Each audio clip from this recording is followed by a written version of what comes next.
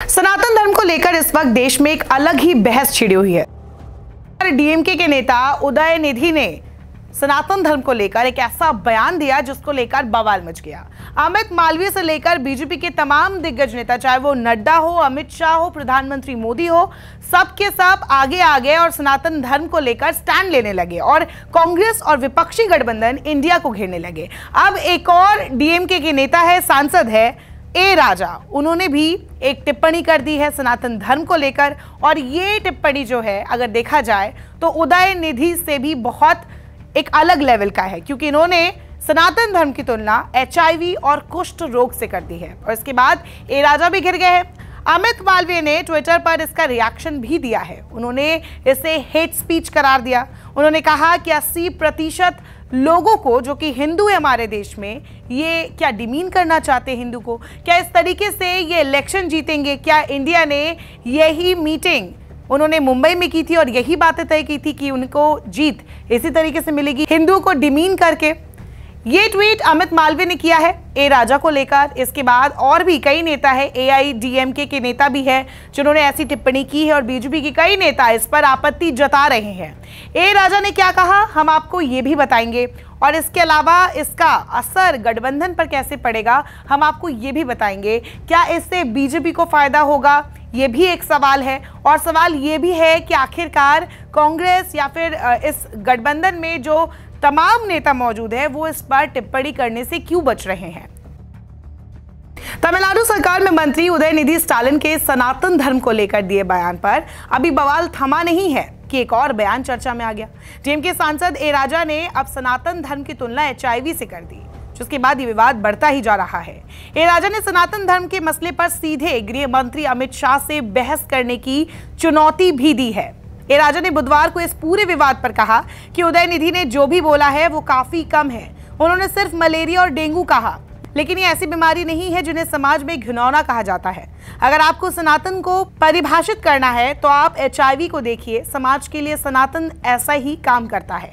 DMK सांसद ने प्रधानमंत्री नरेंद्र मोदी पर भी निशाना साधा। उन्होंने कहा कि PM को भी सनातन धर्म का पालन करना चाहिए और विदेशी दौरों पर नहीं जाना चाहिए। मैं प्रधानमंत्री और अमित शाह को चैलेंज करता हूं कि वो मुझसे सनातन धर्म पर बहस कर ले। दिल्ली में 1 करोड़ लोगों को बुलाए, शंकराचार्य को भी बिठाए और अपने सभी हथियारों को छोड़ दे।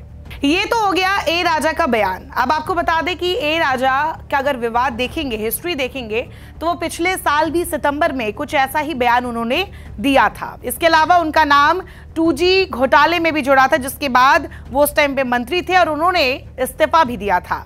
जो पिछले साल ए राजा ने बयान दिया था वो भी कुछ ऐसा ही था कि आप अछूत तभी है जब आप हिंदू हैं। तो इस तरीके के बयान जब वो देते हैं, कई बार बीजेपी सामने आती है और उन पर आरोप भी लगाती है। आपको बता दें, जब बीते दिनों ए राजा ये सारे मुद्दों पर बात कर रहे थे, उस दौरान स्टालिन भी वहां पे मौजूद थे, जो कि मुख्यमंत्री है। उनके सामने ही ए राजा ने ये बातें कही। एक संबोधन के दौरान उन्होंने जो आरोप लगाए, उस दौरान उन्होंने और भी चीजें कही। अलगाववाद पे कहा, उन्होंने भाषा पे कहा कि एक राज्य मतलब एक देश एक भाषा पर भी उन्होंने अपनी राय रखी। और इसके अलावा अलगाववाद, जम्मू कश्मीर और जिन्ना पर भी उन्होंने एक अपने एग्जाम्पल्स दिए।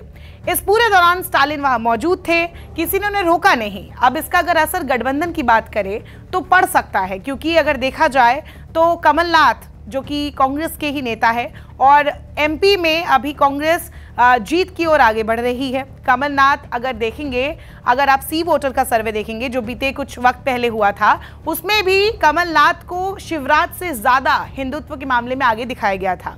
और ऐसे ही अगर देखा जाए महाराष्ट्र की बात करें तो वहां पे उद्धव ठाकरे हैं और शरद पवार है। ये ऐसे बहुत सारे नेता हैं इस गठबंधन में जो कि हिंदुत्व पर एक सॉफ्ट हिंदुत्व की बात हमेशा करते हैं।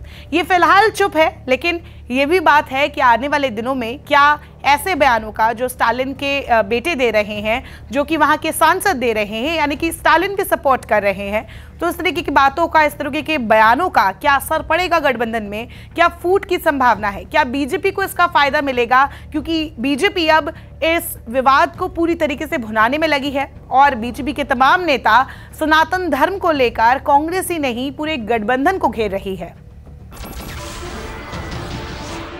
नमस्कार, मैं हूं मानक गुप्ता। अगर आपको हमारा ये वीडियो पसंद आया हो तो इसे लाइक और शेयर जरूर करें और हां, हमें सब्सक्राइब और फॉलो करना ना भूलें। ताकि आप देश और दुनिया की कोई खबर मिस ना करें। तो जुड़े रहिए हमारे साथ और देखते रहिए News 24।